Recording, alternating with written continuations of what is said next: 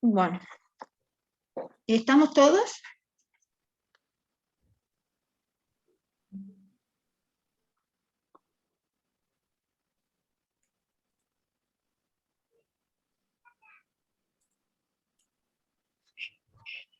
¿Falta alguno, chicos? No lo conté.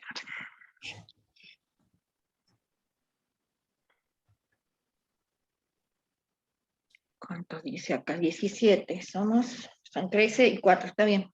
No todo. Bueno, vamos a seguir con la parte de teoría. Decíamos que hoy íbamos a ver lo que era dentro de la planificación, que ustedes vieron el camino más largo con todas las etapas, lo vimos la clase pasada, ¿se acuerdan? Mía, vos no se te ve. La última parte de la teoría. Ah, qué bien, qué bien. Ahí estamos. Era la última parte de la teoría. Y ahora veríamos lo que son, es como ir haciendo una comparación entre lo que era esa planificación que era, en primer caso, vamos a ver qué etapas había, comparándola con la estratégica, que sería la segunda que aparece en la evolución de lo que es la planificación, ¿sí? La que vimos es la más avanzada, la que tenía todo, la que estamos trabajando ahora. Vamos a ir viendo cómo fue evolucionando hasta llegar a esto. Y empezaríamos con la estratégica, y estaría la planificación tradicional, que vamos a ir haciendo una comparación entre las dos, y quedaría lo que es la estratégica, sería como la que hace la punta, la otra ya quedaría como obsoleta, ¿verdad? Así que vamos a agarrar con esa parte, y vamos a compartir.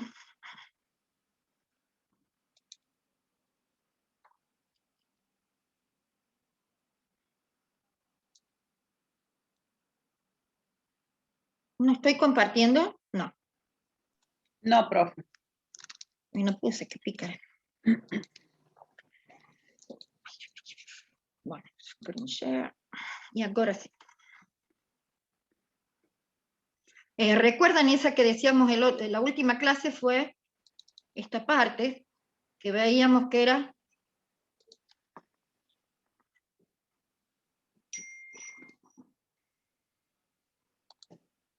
¿se acuerdan?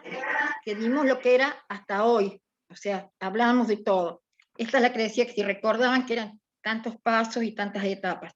Bueno, ahora haciendo la comparación entre lo que es la estratégica, que estaría en la otra punta, cerquita de lo que era la convencional, esta que era totalmente estática, vemos las dos, o sea que la que arrancó primero era esa, que era una cuestión que no se podía poner en marcha, porque cuando uno llegaba con los estudios, era como que quedaba obsoleto, porque le faltaban un montón de cuestiones que hacen a lo que le diera dinamismo. Se probó con la estratégica, y eso es lo que vamos a ver ahora. Esta ya la vimos. A ver si nos queda bien la cuestión. Fíjense, ahora sí, ¿no? Te voy a poner en presentación.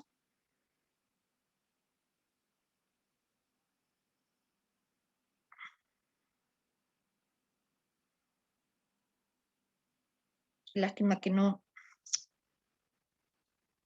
Tengo que sacar esta. Espérense.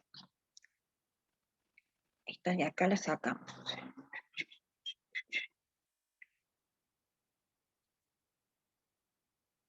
Visual, la saco. Está. Se va. Y ahora vemos esta y esta. Bien.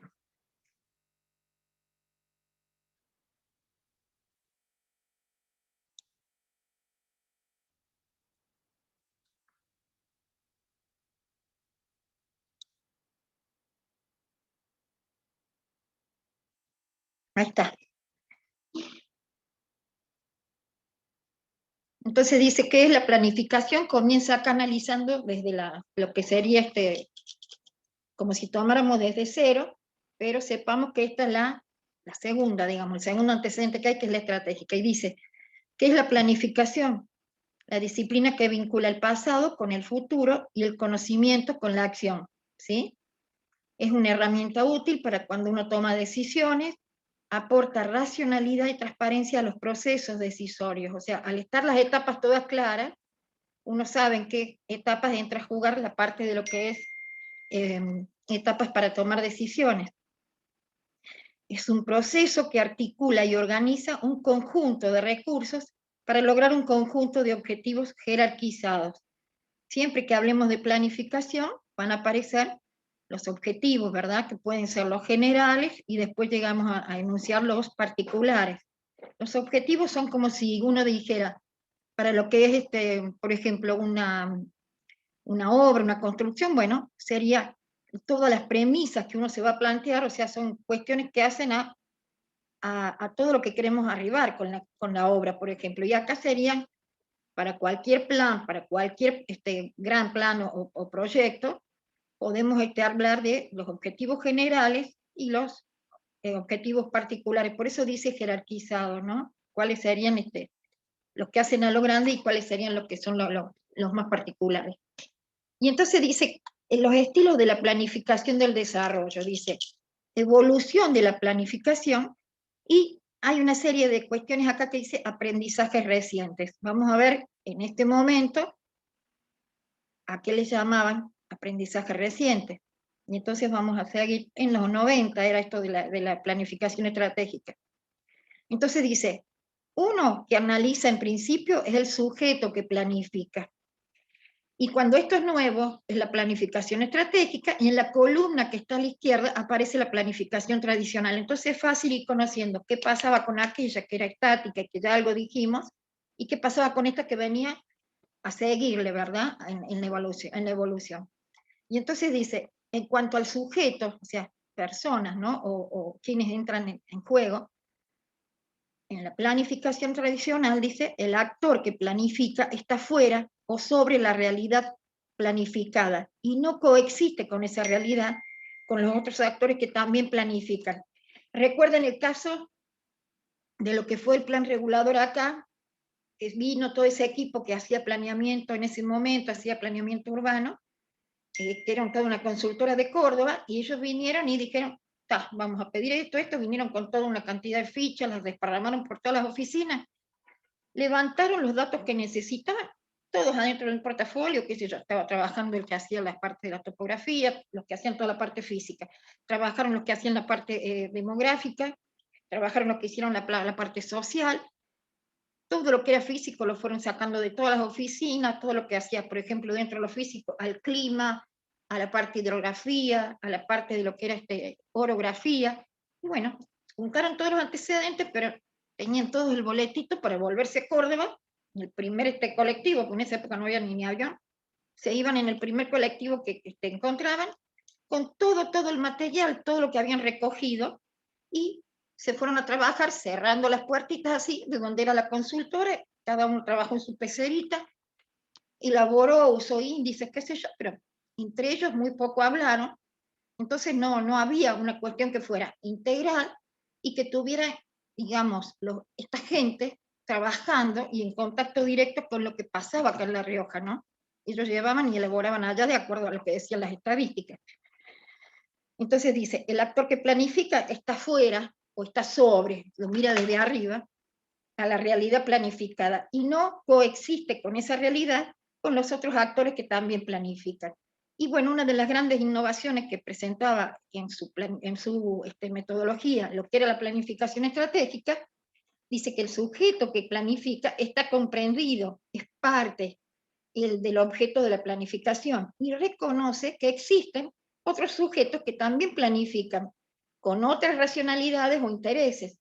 Puede haber hasta la gente que va a hacer uso de eso, o sea, los usuarios directos, las oficinas estas que decíamos que pueden ser oficinas intermedias de lo que es la administración, aparecen otras que no son de la administración pública y son asociaciones o cuestiones que hacen al barrio, asociaciones vecinales o entidades sin fines de lucro que apoyan en alguna medida al barrio. O sea, está todo el abanico de gente que tiene que ver con esto, pública, privada, y la gente inclusive de lo que hace a los usuarios del proyecto. Entonces ya acá había una gran diferencia, ¿verdad? Era mucho más rico. Y dice la objetividad, o sea, cuál era el objetivo, ¿verdad? Lo principal, a dónde estaban mirando. Y dice, la planificación tradicional, existía una verdad que era objetiva, que puede explicarse hasta el fin, digamos, acabadamente, con un diagnóstico sobre base científica. O sea, era esto que yo decía, de lo que pueden ser estándares o índices universales que se usaban, uno agarra las tablitas, qué sé yo, se pone, tic, tic, hace un par de números, y ahí sale una realidad que se puede explicar y que uno dice, acá tengo todos los fundamentos, porque yo usé el índice espacio-PIS, porque yo usé acá el índice de la encuesta permanente de hogares, y o sea, todo fundamentado. Pero en la planificación estratégica dice, las explicaciones de la realidad son situacionales, o sea, no son tan objetivas. Dice, hay más de una explicación verdadera condicionada por la inserción de distintos actores. O sea, al entrar toda esta gente, y no ser ellos que están trabajando con cuestiones que hacen a mediciones anteriores o con estadísticas, sino que acá está la gente, y van a estar la gente que trabaja con la parte hidráulica, va a estar la gente que tiene que ver con el servicio de luz, y va a estar la gente que tiene que ver con el municipio. Entonces, todo representado pasa a ser que ya no es una sola verdad y objetiva, y que la fundamentas por papeles. No, acá hay varias situaciones que dan a la realidad y que la explicación verdadera está condicionada por cómo está ese grupo de gente que están formando esa mesa de trabajo dentro de lo que es el abanico de actores. Eso en cuanto a lo que es objetividad, ¿no? Dice la previsibilidad, o sea, las cosas que podés manejar que van a pasar. Y entonces dice, en la planificación tradicional hay leyes de funcionamiento identificables, predecibles, así como comportamientos previsibles de los actores. O sea, si estamos hablando de algunas oficinas públicas, si hablamos de oficinas que son de la nación y que tienen acá sus sedes o sus anexos, dicen, bueno, la clave es tener un buen diagnóstico. ¿Qué es eso? Ir, relevar y tener todas las oficinas visitadas, la opinión de toda esa gente, y juntar y decir, bueno, yo con esto armo el diagnóstico de lo que está pasando. En cambio, cuando uno habla de planificación estratégica, el sistema social y los actores solo en parte siguen algunas leyes descifrables y predecibles, porque si hay gente que no sabemos cómo trabaja, cómo se mueve, cómo es su realidad, entonces dice, la clave está en el análisis de cómo interacciona esa gente y cómo es el tema de la flexibilidad. O sea, esta gente es cerrada, estricta, o tiene algunos puntos en común y momentos en que interactúan. Eso no se hablaba nunca, o sea, antes era todo con papeles, o sea, no, la gente no estaba, estaban los papeles y las encuestas firmadas por responsables. Entonces dice, las claves están en el análisis de interacciones y la flexibilidad. Es mucho más flexible, mucho más amplio que lo que hace a un diagnóstico que uno suma cosas de lo que ha ido preguntando, o de lo que han firmado y le han contestado, ¿cierto?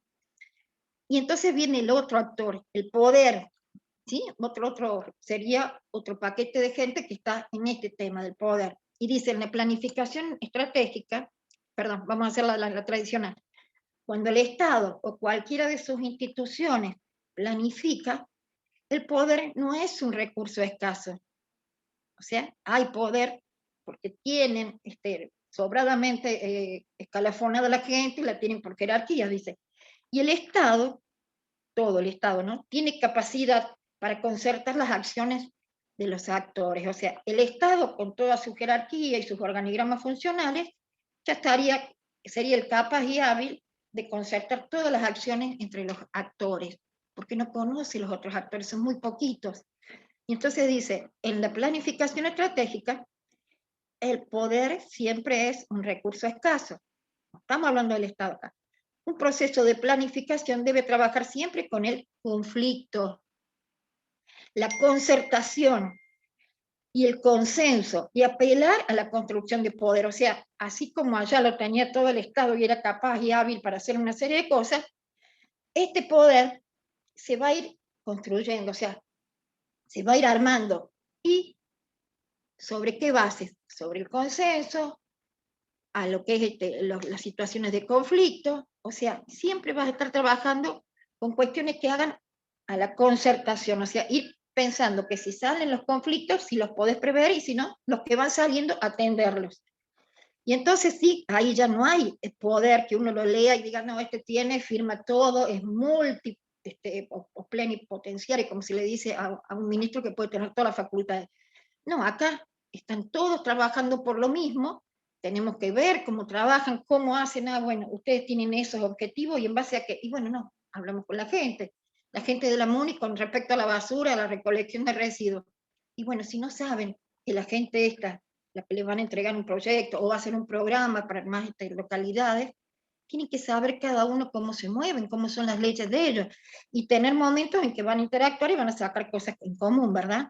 Entonces es mucho más previsible que aparezca el conflicto. Y a ese conflicto la única forma que existe de superarlo o de tenerlo en cuenta es aceptándolo y haciéndole frente. Si hay un conflicto, tendrán que sentarse las partes y hablar. Entonces, ese poder se va a ir armando, se va a ir construyendo. Y dice la incertidumbre. Fíjense acá qué taxativo que era. En la planificación tradicional, el plan normativo no toma en cuenta la incertidumbre. Se supone que el análisis de tendencias la acota, o sea, hasta acá, es así y no hay otra cosa. Y entonces dice, las sorpresas serán accidentes imprevistos que no se esperaban para nada y lo tendrán que ir sorteando. Cuantos más los evadan, mejor, porque si no están, no están tomados en cuenta, menos los van a tomar, algunas cosas las patearán o se harán los sonsos. Así se hacía con esta planificación que se empezó haciendo en el 60. Ahora, habrá estado hasta el 80, en el 90, y lo que restaba de la década del 80 y los 90, casi que el 2000 también, hay una planificación estratégica que piensa en la incertidumbre, que es la que va a dominar, va a ser lo que va a estar por encima de todo el sistema social. O sea, no dan por sentado nada, acá las cosas van a ir surgiendo. Dice, lo normativo solo es un momento estratégico o táctico, pero el proceso debe prepararse para los cambios. O sea, ya pensar en que va a haber cambios y uno ser flexible a los cambios, no ser reacio, no mostrar inercia, por ejemplo, ir preparado para que sepamos que va a haber cambios, no sé si permanentes, pero muy dinámicos. Bueno, entonces vas a tomar como que las sorpresas forman parte de lo que es ese proceso, no que no existen. Entonces dice, lo normativo solo es un momento, es algo que está táctico puesto en un punto de lo que es todo este camino de la planificación. Pero hay que prepararse para los cambios. No existe esa inercia, esa resistencia a los cambios. Acá hay gente que está pensando en qué cambios va a haber y lo va a tener que aceptar. Cuestiones que nos cuesta mucho, más a nosotros, ¿no? Y nosotros como especie, como personas. Y las sorpresas estas que empiezan a aparecer. Ya van a entender por qué dice. Y los aprendizajes que estaban en ese momento hablándose y sacándose en limpio de todo esto era que el proceso de planificación se lo va a instalar en ámbitos que son participativos. O sea, no es que se va a hacer allá encerrado donde trabaja el equipo, en su lugar de, digamos, ¿cómo le dicen? En su oficina o donde está la consultora trabajando. No, no.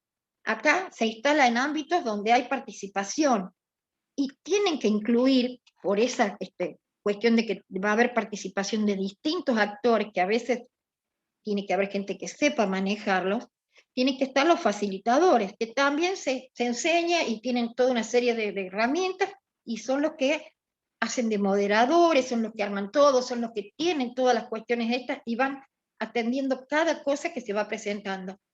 Dice, debe incluir la consideración de otros actores que no participan activamente en el proceso.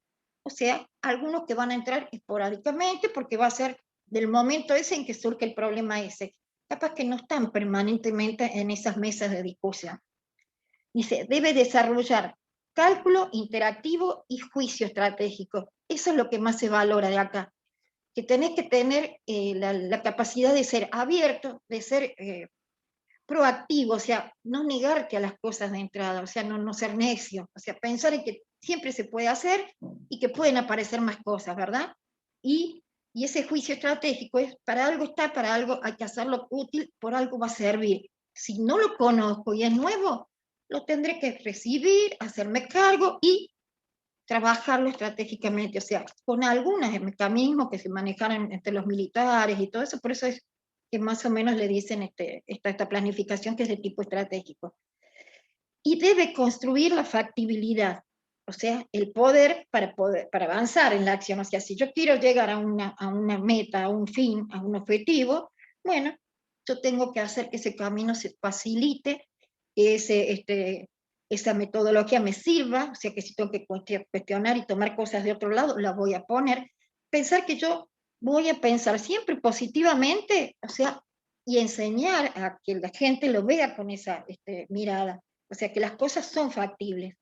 Y luego dice, debe incluir capacidad de aprendizaje y de adaptación. Obviamente, acá la gente que es formada muy rigurosa, muy estricta, muy cerrada, inflexible, no va a andar en estos equipos.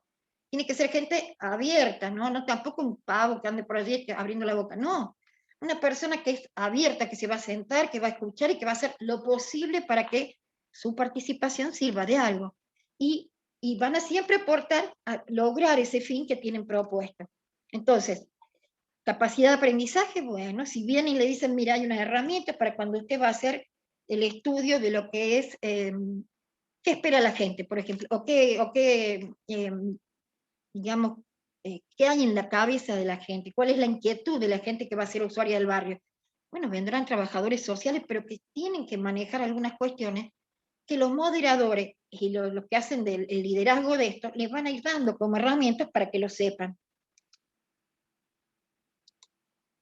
Entonces, se parte de considerar que la planificación es participativa, por todo esto que dijimos que no están los catedráticos, los tipos que saben esto y hicieron las encuestas, que es abierta, eso habla mucho de la flexibilidad, de lo que decíamos, es estratégica porque alguien la pensó, alguien ya la puso en práctica y alguien ya sabe cómo se debe mover, y si no, debe buscar la forma. Es proactiva, o sea, para adelante y hacerlo, y no quedarse ni decir, no, esto no se puede. Todo se puede, todo es factible. Y bueno, obviamente que para ser así tiene que ser flexible, que es lo que dijimos también. Entonces, sobre estos 5 principios, es como realmente se maneja la parte de la planificación estratégica.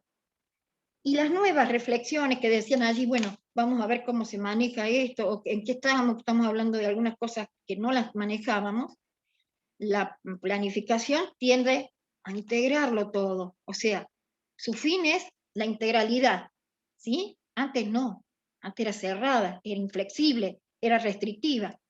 La planificación acentúa el trabajo prospectivo, o sea, no va en busca de un proyecto solo o una sola par de acciones o actividades, no.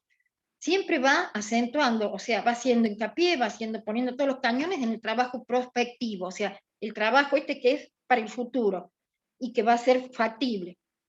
Y se jerarquiza la voluntad de los actores por sobre las soluciones racionales, o sea, acá el menos parlanchín, el que se hace escuchar menos, el que hay que escucharlo y hay que darle su lugar y que tenga una opción para participar. En el caso de las otras soluciones, la racionalidad decía que era así y así se quedaron. ¿Cómo hicieron cuando ustedes estudiaron lo más racional que hubo en la historia de la arquitectura? Justamente los del Team 10, los del CIAM, digo. Y bueno, eran gente más racional que esa, no había. Y nos dimos cuenta que había cosas que no fueron como ellos las tenían pensadas, por más que fuera, digamos, la base de la razón y todo lo que podían fundamentar. Entonces las nuevas reflexiones pasaban por considerar estos 3 puntos que antes no se tenían en cuenta. Entonces dice, la dinámica de un proceso de planificación participativa. Bueno, todo esto que dijimos, ¿a dónde lo vemos? ¿Cómo lo vemos? En el movimiento, en este andar de lo que es una planificación participativa dentro de un proceso que no es estático, sino que es dinámico. Y entonces dice, el proceso de planificación no sigue una secuencia de pasos sucesivos. O sea, ya vamos a ver acá cómo tenían el relevamiento, el diagnóstico, los proyectos. Bueno, acá hay una serie de cuestiones que dice que son momentos, no etapas. O sea, los momentos son los que hacen más flexible la cuestión. Si no, por ejemplo, una etapa capaz que no metía momentos de otra etapa, porque era la etapa 1, la 2, la 3, y se saltaba y no se veía otra cosa. En cambio acá, al considerar los momentos, hacen como que la cosa va a ser más fácil de armarla dinámicamente. Y entonces dice, no sigue una secuencia de pasos sucesivos, o sea, no hay una metodología sola, no hay una receta sola. Entonces dice, se reconoce que coexisten distintos momentos, que se van a ir desplegando en función de las características y la dinámica del proceso. O sea, si el proceso pega algunos saltos en algunas cosas, bueno, los momentos se van a ir acomodando a eso. Si el proceso se va deteniendo y se hace mucho más lento, los momentos van a estar entrando ahí en distintas cuestiones que también lo vamos a ver como más lento. Dice, constituye una forma permanente de trabajar. Es la planificación que uno tiene constancia de que esto sigue, que se maneja siempre con que uno hace las cosas, las evalúa y sigue. Hace, las ve, las prueba, las evalúa y sigue. O sea, siempre sobre esa dinámica de que no, hasta no se termina esto. No hay un punto donde uno llega, se hizo la escuela y está, o se hizo el barrio ese, todo el proyecto ese de Rusat. No, hay toda una serie de evaluaciones que se hacen después y es lo único que da certeza. ¿Se acuerdan que decíamos, apareció en todas estas últimas épocas el monitoreo, las bases de datos, todo lo que nos permiten hacer que esto pueda seguir? ¿Por qué? Porque tenés puntos en donde lo podés ir actualizando y nunca va a quedar como estático o caduco o obsoleto, si eso se va dinamizando y se va haciendo actualización. Y entonces dice, ¿cómo es esto de los momentos en la planificación estratégica? Y bueno, van a poner momentos que serían las etapas de antes, las que decíamos como etapas.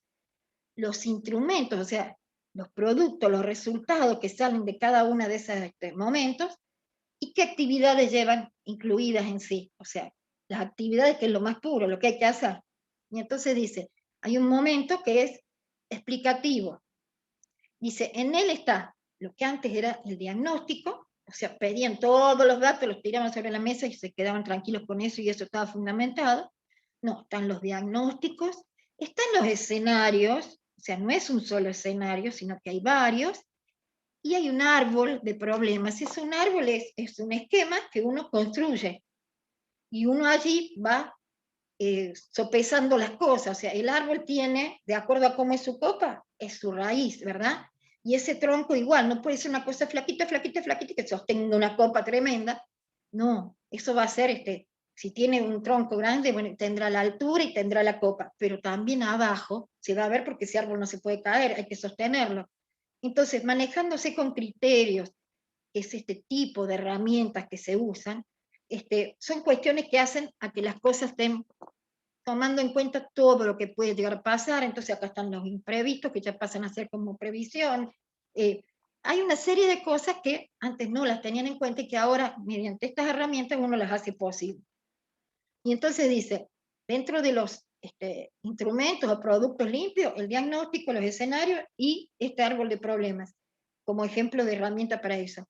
Y las actividades que lleva cada uno, que conlleva, sería analizar los escenarios, identificar y explicar los problemas y oportunidades.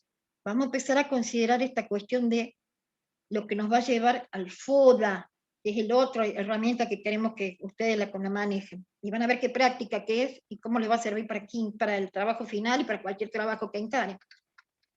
Es un análisis crítico que se hace y es muy fácil para manejar. Luego del momento explicativo venía el momento normativo. Y allí los instrumentos que nos quedan en limpio son los objetivos y los planes. Ojo, decíamos que hay una gran bolsa que son los planes, es la que contiene todo. Luego vienen los programas y los proyectos, que son bolsas que están contenidas en lo del plan. Entonces, acá estamos hablando de la bolsa de afuera, la que tiene todo. El Plan Nacional de Construcción de 2.000 viviendas, Plan Federal de Construcción de Viviendas que Kirchner enarboló como parte de su campaña. Hizo más de 2.000 en todo el país. En La Rioja nomás hizo cuántas.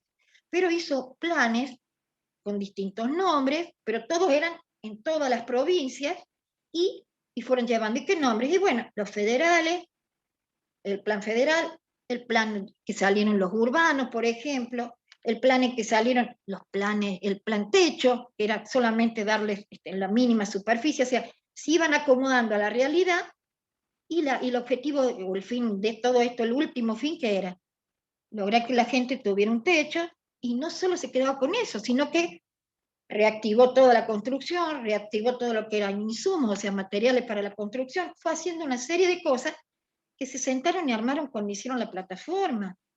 ¿Y de dónde iba a salir la plata? Bueno, la plata la tenían, la fueron, la gente que pagó justamente su participación en la campaña, ¿cómo es lo que les sirve? Hay un monto que es mínimo y que viene dado por lo que se les da por partido, ¿cierto? Por líneas que van a entrar a competir en una campaña.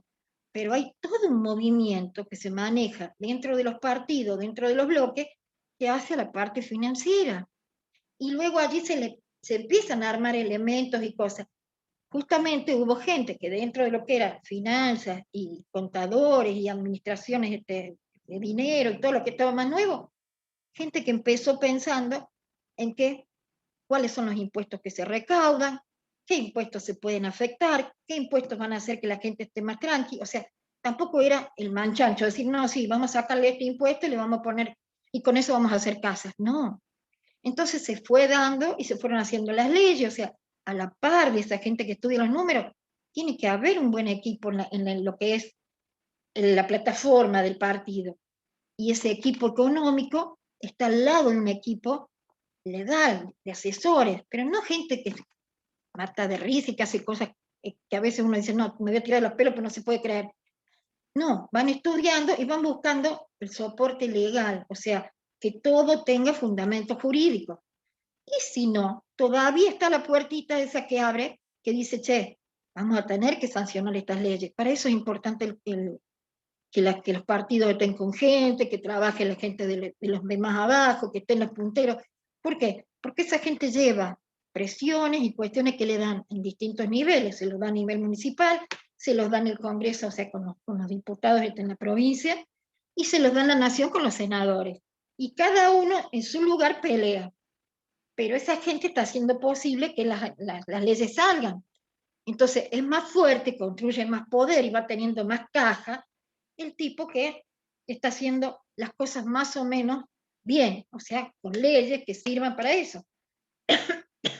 Y entonces, estos objetivos, que es a dónde queremos llegar, y los planes, que son el primer paquete de cosas que voy a trabajar así bien en bruto, en grueso, me van a dar a mí son actividades que hay que generar acuerdos, esto que decimos.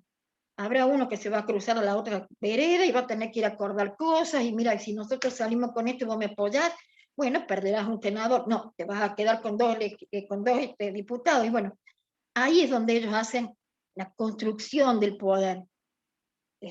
Cristina, con toda la gente que le sigue a Cristina, obviamente que Macri hace lo mismo, todos tienen ese tipo de manejo.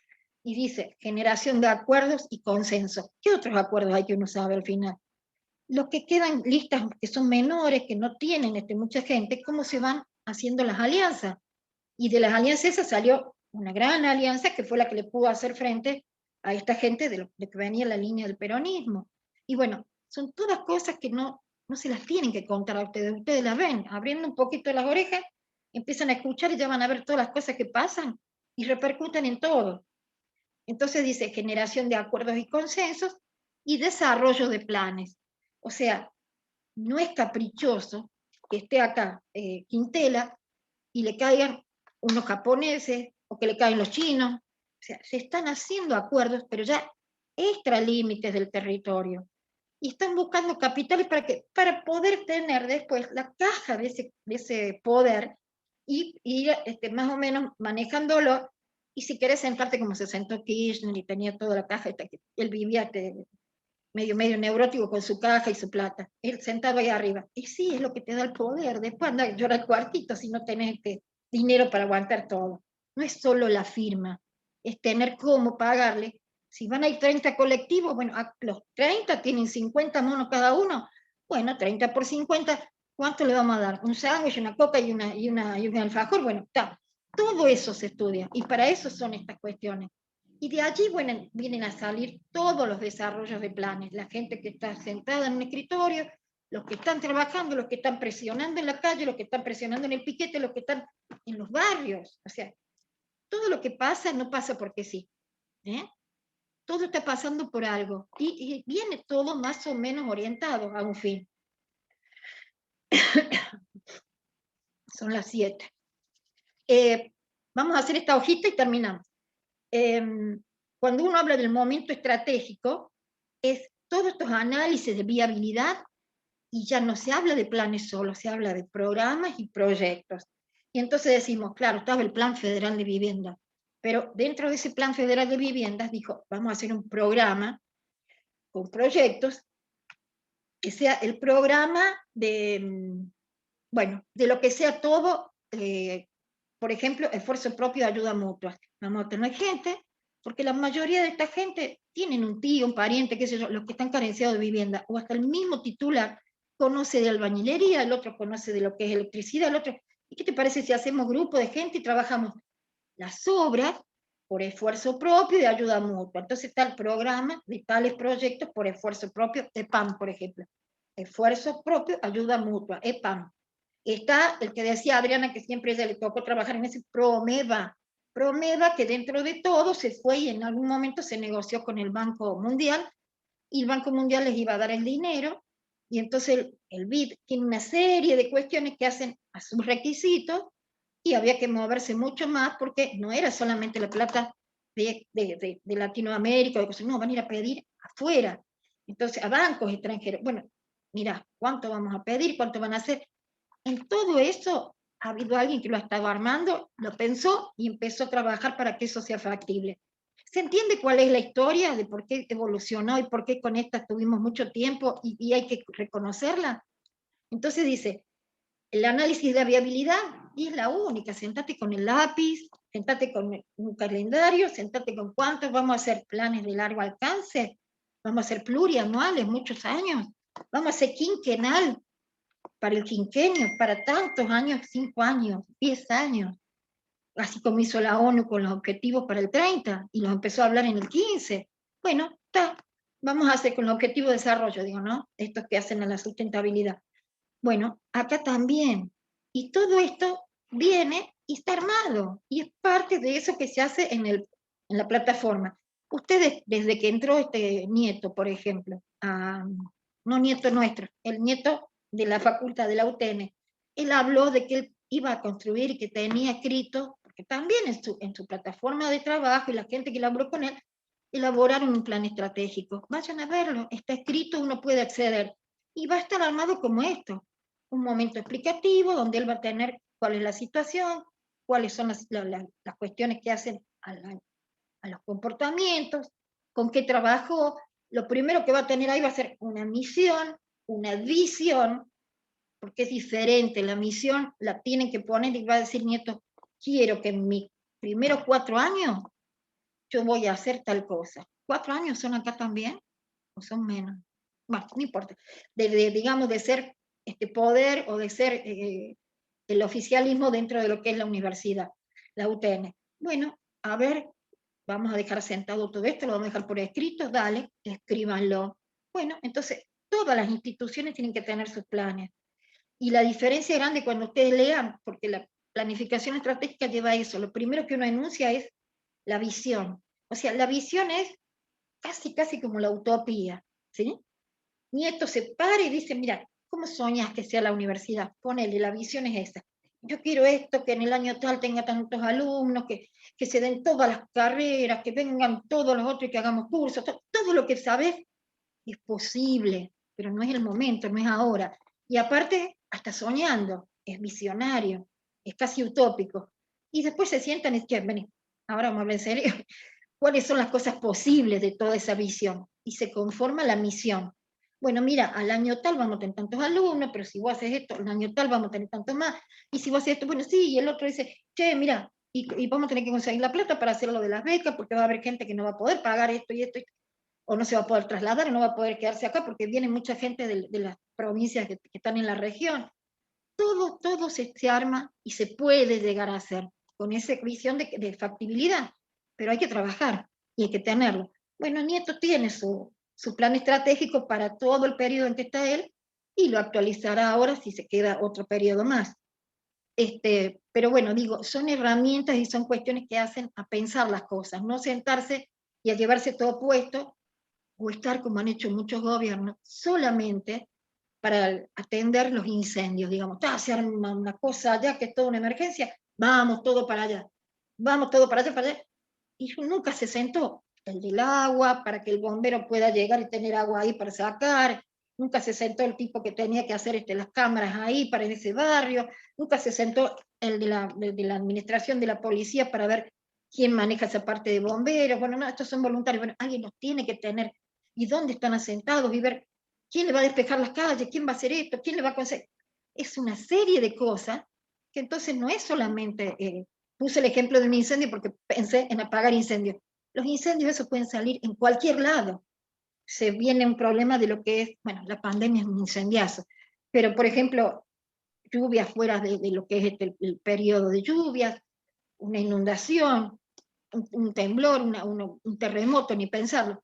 Pero tiene que estar todas esas cuestiones previstas, no ir, o por ejemplo el atentado que sufrió con lo de Israel, que se vivió en Buenos Aires, y que fueron a atender un edificio que se desplomó con 200 y tipos adentro, muchos más, y resulta que nunca nos había pasado eso, sintió el ruido de la bomba, pero había gente enterrada, y todos entraban, sacaban, movían.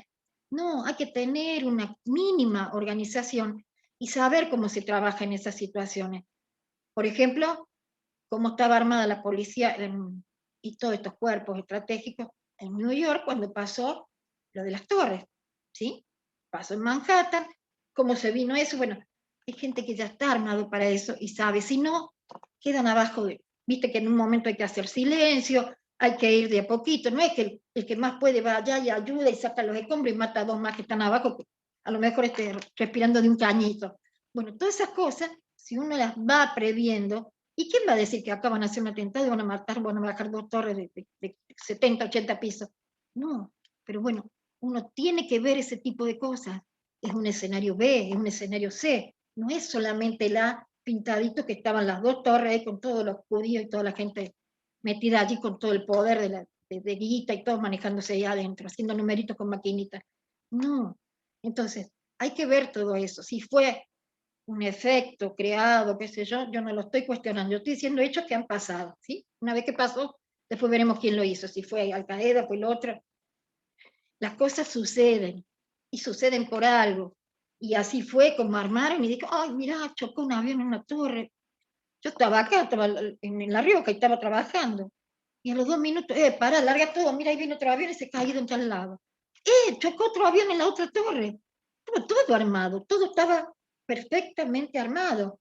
Y nosotros nos íbamos desayunando. Pero, ojo, los grandes grupos que trabajan en seguridad, en atender las emergencias, todo eso, tienen, en sus momentos en que pueden, tienen la capacitación para eso. Y entonces esa es la gente que tiene que actuar, y no ir todos de boca a lo que decíamos, sí, apaga este incendio y después ves qué pasa. Lo mismo que pasó con la pandemia. Vamos, che, hace falta barbijo. Compran barbijo. Se quedaron sin respiradores. ¿De qué te sirven los barbijos si no vas a tener con qué atender a los que caen? Te falta. No había ni un, digamos, racionalmente no había, pero ni un inventario de las cosas que había o no había en cada lado. Sabíamos que la salud venía mal, pero nadie paró. Siempre están los periodistas, que son la voz que va mostrando la realidad, malintencionada, intencionada, periodismo amarillo, pero mostraban cómo estaban funcionando los hospitales, y lo mostraban. Y bueno, uno no tiene que estar sabiendo esas cosas porque estas son improntas. La grande fue la pandemia. Bueno, no lo podemos sacar encima el bicho y todavía seguimos entregando gente, muertos. Y bueno, es una cuestión que si hubiéramos sido previsores o algo, se hubiera sentado a alguien y a lo mejor de todo la cantidad de gente que hay en salud, algunos estuvieran trabajando en lo que es planificar la salud, pensarla, ver todos los problemas que podrían haber venido, los imprevistos. Y dice acá, el momento que es operativo y evaluativo, el nombre lo dice, ya estamos casi al final, porque ya estás haciendo, operando, ejecutando y evaluando. Y entonces dice, ¿qué instrumentos tenés que tener en la mano sí o sí como producto ya hecho? el programa de gestión y el programa de control de esa gestión. Ninguna gestión anda sola, de por sí. Somos hijos del rigor. Tenemos que tener a alguien que te dice, mira, el día 15 tenés que estar rindiendo todo lo que hiciste del 1 al 30 del mes pasado. Porque hasta el 15, mira, llega septiembre, sentate a elaborar el presupuesto del año que viene. Todo es así. No hay forma, las cosas están dictadas. Ahora, que nos hacemos los pícaros, los chanchorrengas, total, esto se maneja y va solito así porque todo es una bola, una masa que se va moviendo. Las cosas están dichas, se pueden mejorar, se puede hacer, pero hay toda una masa que no es ni proactiva, ni le importa un pito, ni es flexible, ni es decir, escúchame, no, previsible, nadie le importa esas cosas. Y cuando eso pasa a niveles decisionales o a niveles ya que tienen este poder, es grave. ¿Por qué?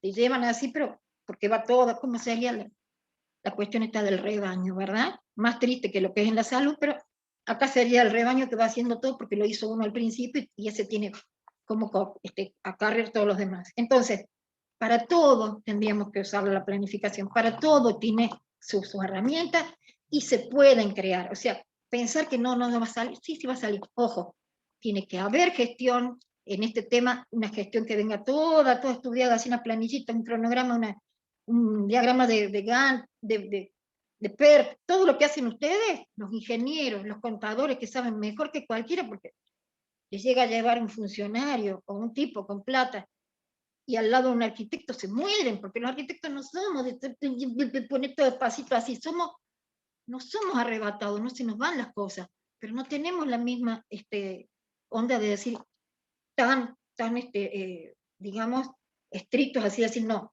esto se va a hacer así, si yo me propuse que voy a hacer, lo voy a poner calendario, voy a poner, nosotros somos más de hacer las cosas, de hablarlas, qué sé yo, pero nos sentamos, resolvemos todo, pero lo nuestro no está sobre bases muy sólidas. Para eso tenemos todo lo que calculan y todo lo que van a salir a decir, si acá están los cálculos, toma, acá está todo lo que hace el balance térmico, acá está. Bueno, cada uno tiene aptitud para una cosa y otro para otra. Y entonces dice, el tema de la programa de gestión es toda la fecha, todo lo que sea, por ejemplo, financiero, todos los montos, todos los ingresos, todos los egresos en ese otro librito, todo visible, seguible, gestionable. Y entonces dice, a estos tipos que trabajan así, aquí tienen que tener un control. Porque si no, no llegás al fin de lo que querés. El rigor es para todos. Y entonces, si a este tipo vos le decís tales días va a tener control, en tal lugar donde está usted va a haber una oficinita del Tribunal de Cuentas, en vez de que el Tribunal de Cuentas trabaje en otro edificio, yo le mando acá la gente que va a trabajar, el equipo que va a trabajar con la parte de vivienda.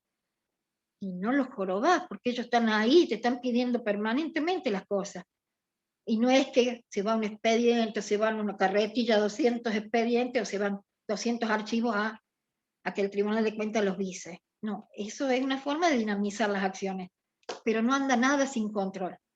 Acá lo mismo, a Nieto, ¿cuáles son los organismos de control de él? Hay juntas, hay cuestiones que hacen clasificación, hay todo tiene que tener esa cara fea o ese tipo que es el que baja la vara y dice, no, hasta acá era.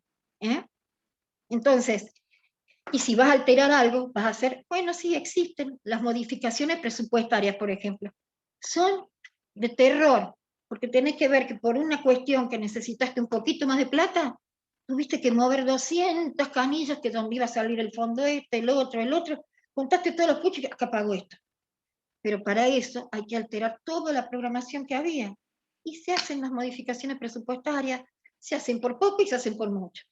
Y entonces dice, como acciones, así como actividades directamente, programación, gestión, evaluación y reformulación. Este circuito que uno dice, yo pienso cómo lo voy a hacer, lo hago, lo evalúo, si me dio resultado, si no, reformulo. Pero esto sigue, no es así. Cerralo, chao, ya se terminó.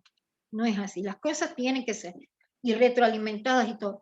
Bueno, es interesante este tema porque nos abre bastante la cabeza, y bueno, lo vamos a tomar también el lunes, el otro lunes, este lunes no tenemos clase, el otro. Y ahí vamos a ir mechando, a ver, bueno, ya se queda lo final. Pero bueno, esta partecita es lo más importante, porque es lo que nos dio cómo se arma toda esta cuestión. Y han entrado muchas más cosas que lo que decía la otra. La otra era el diagnóstico, primero el relevamiento, oiga, voy a ver a todos los especialistas, me dicen, me hago todos los estudios que me dijeron, que me pidieron, con una carpeta así, con los análisis que me fui en la mañana temprano y llevé el pipí, llevé todo lo que tenía que llevar, me sacaron sangre, todo. Con todo ese legajo de cosas, recién te dice el médico, volvete al día, pero venite con todo. Cuando tenés todo, recién el médico se va a poner a evaluar, y si hay alguien que tiene, por ejemplo, está viendo alguna cosa rara en la sangre, vamos a hablar al hematólogo, te vas a hacer esto. Que te diga él, vamos a hablar al traumatólogo, te vas a hacer esto. Pues yo tengo que descartar. Vos te duele eso solo, pero no sabemos de dónde es. Entonces, cuanto más antecedentes tiene, y eso tiene que ser así, abierto, flexible, tiene que pegarle, echarle mano a todo, porque es la vida de la persona. Y antes de dar un diagnóstico, se va a cubrir bien, si es un tipo serio. Y entonces, no es solamente el relevamiento y el diagnóstico, no, ojo, analizar todas las cosas, entrar a ver todo lo que me puedan hacer, y recién ahí, haceme todo como va a ser esto, y decime qué tengo. Tira lo que te va a tirar el médico cuando te dice el diagnóstico. O sea, cómo se está comportando la cosa, y atento a tales problemas, vamos a salir con esta medicación, o con este tratamiento. ¿De acuerdo? ¿Cómo podemos ir haciendo la comparación, verdad? Bueno, yo dejo de compartir, acuérdense que quedamos ahí, y nos vemos el lunes, no, el miércoles después del 21, es el Claro. 20, Sí, profe. ¿sí? 23. Bueno, acuérdense de estas cosas, si no, ahí habilitamos en el campo, está todo. Está este primer archivo, están los archivos anteriores, y va a estar el de las herramientas, va a estar todo. O sea, no es cuestión de que tomen apuntes ni nada, le damos todo lo que quieran, pero léanlo, ténganlo a mano, porque cuando llegue el momento de aplicarlo, ahí toman así, esto es lo que nos dijeron, ¿está? Y si no se acuerdan, van a tener ahí un memo, ¿de acuerdo? Y lo que se les va ocurriendo, nos van trayendo, vamos bien. Bueno, chicos, no es que no tienen que hacer nada, esto tienen que hacerlo, ¿sí? Así como yo me tengo que poner a corregir y armar las cosas, ustedes pónganse a leer esto y vayan cerrando etapas. Donde queda un hueco, anoten, y eso lo preguntan. ¿Estamos? Le voy a Todo esto lo vamos a poner en práctica en una escala mínima. Ya nos vamos todos. Chao.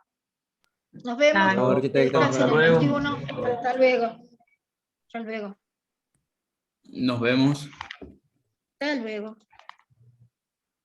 Se van todos.